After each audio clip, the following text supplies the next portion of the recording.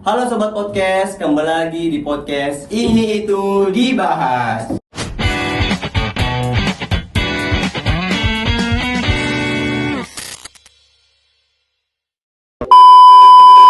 Bersama saya Tommy Akil Agustia sebagai host, dan kali ini kita sudah kedatangan tamu spesial yang jauh-jauh datang dari kota Salak nih, tepatnya di kota Padang Sidimpuan.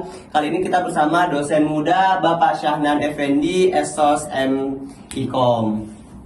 Nah, kali ini Pak, tema podcast kita kali ini adalah membahas tentang fast talk slow listen, di mana ketika komunikasi kehilangan makna.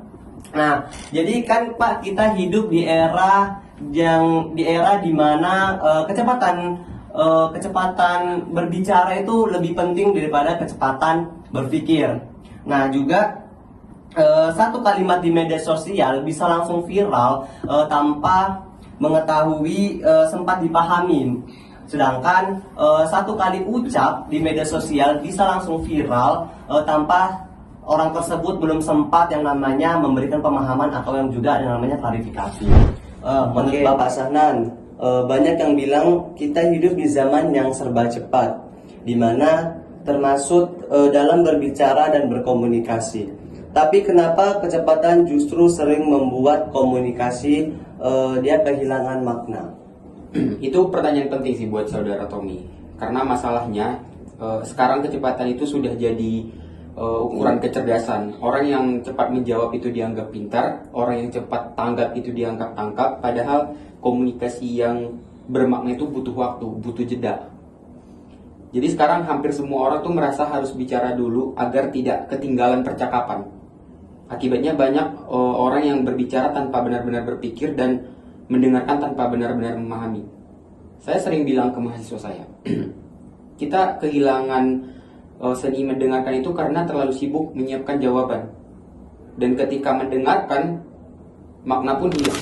Jadi menurut Bapak, dunia digital berperan besar dalam menumbuhkan budaya cepat berbicara, lambat mendengar. Betul sekali, media sosial itu mendorong budaya instant response. Setiap postingan itu harus cepat direspon agar algoritma itu tetap aktif. Kalau terlambat itu kita bakal terlupakan. Padahal komunikasi itu seharusnya bukan ke cepat-cepat atau cepat-cepatan, tapi platform digital itu membentuk kita jadi komunikatif impulsif, bukan reflektif. Kita lebih fokus kepada bagaimana terlihat aktif daripada bagaimana benar-benar memahami lawan bicara. Ini menciptakan paradok baru. Kayak semakin banyak kita berbicara, itu semakin sedikit kita benar-benar bisa berkomunikasi.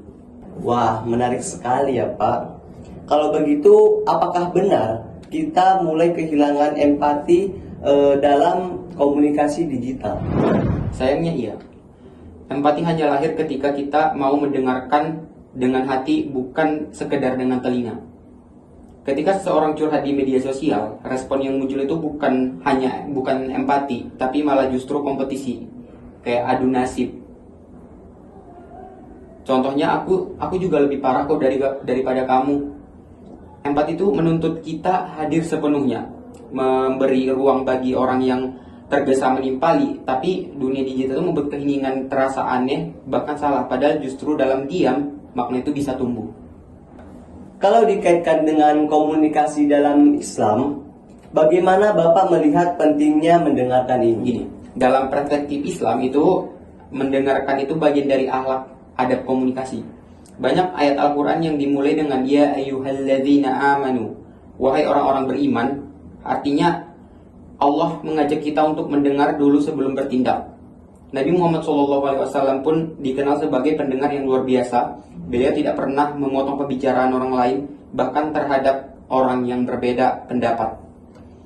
Itulah esensi komunikasi Islami, listening before judging. Kalau prinsip ini kita terapkan di dunia digital, mungkin ruang maya itu akan jauh lebih sehat dan penuh hormat. Tapi Pak, di zaman yang serba cepat ini, bagaimana cara kita bisa tetap jadi mendengar yang baik tanpa dianggap pasif atau tidak tangkap? Pertanyaan bagus lagi buat saudara Tommy. Menjadi pendengar itu bukan berarti pasif, tapi justru itu bentuk aktif kita dalam berkomunikasi. kita bisa tetap tanggap tanpa harus tergesa-gesa. Saya menyebutnya slow communication, bukan lambat tapi sadar. Ada beberapa cara untuk mengatasi hal seperti ini. Di sini saya akan menyebutkan beberapa cara saja. Yang pertama itu berhenti sejenak sebelum merespon. Seperti jangan langsung balas pesan atau komentar ketika emosi. Kadang diam 10 detik itu bisa menyelamatkan hubungan 10 tahun. Yang kedua, dengar untuk memahami, bukan untuk menjawab. Ini prinsip dasar yang sering dilupakan. Yang ketiga, pahami konteks, bukan hanya teks. Dunia digital penuh potongan-potongan kata yang mudah disalahartikan. Jadi tanggapan yang bijak itu tidak diukur dari kecepatan tapi dari kedalaman.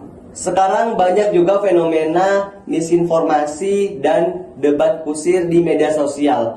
Apakah ini juga akibat dari hilangnya budaya mendengarkan, Pak?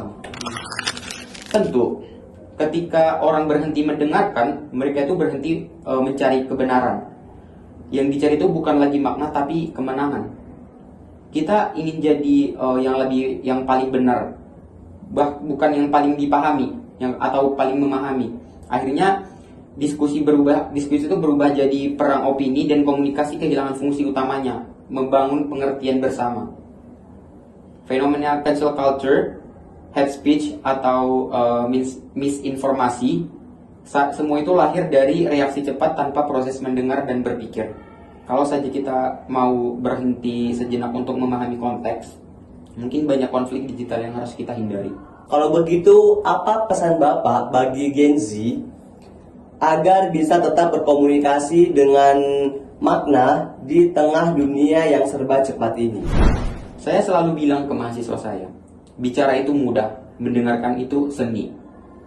Untuk menjaga makna, lakukan 3 hal sederhana yang saya sebutkan ini. Yang pertama itu, pause before post, hentikan jari sejenak sebelum mengetik atau membalas. Yang kedua, filter before share. Itu saring dulu informasi, jangan buru-buru ikut menyebar. Yang ketiga, listen before speech, listen before respond. Pastikan kamu benar-benar paham sebelum menilai. Karena komunikasi sejati itu bukan tentang siapa yang paling banyak bicara, tapi siapa yang paling sungguh-sungguh memahami. Di dunia yang serba cepat, kemampuan itu melambat justru menjadi kekuatan. Luar biasa, Pak. Terakhir nih, Pak, saya ada pertanyaan buat Bapak, yang dimana kalau harus merangkum dalam satu kalimat, apa arti komunikasi yang bermakna bagi Bapak? Jadi komunikasi yang bermakna itu adalah ketika kata-kata itu tidak hanya didengar tapi juga dirasakan. Bukan tentang kecepatan tapi ketulusan. Dan bukan tentang siapa yang paling keras bicara tapi siapa yang paling tulus mendengar. Oke pemirsa, itu dia pembahasan yang tentang Fast Start Slow Listen. Semoga materi tadi bisa mendapatkan wawasan pemirsa seru di rumah. Kami akhiri. Assalamualaikum warahmatullahi wabarakatuh.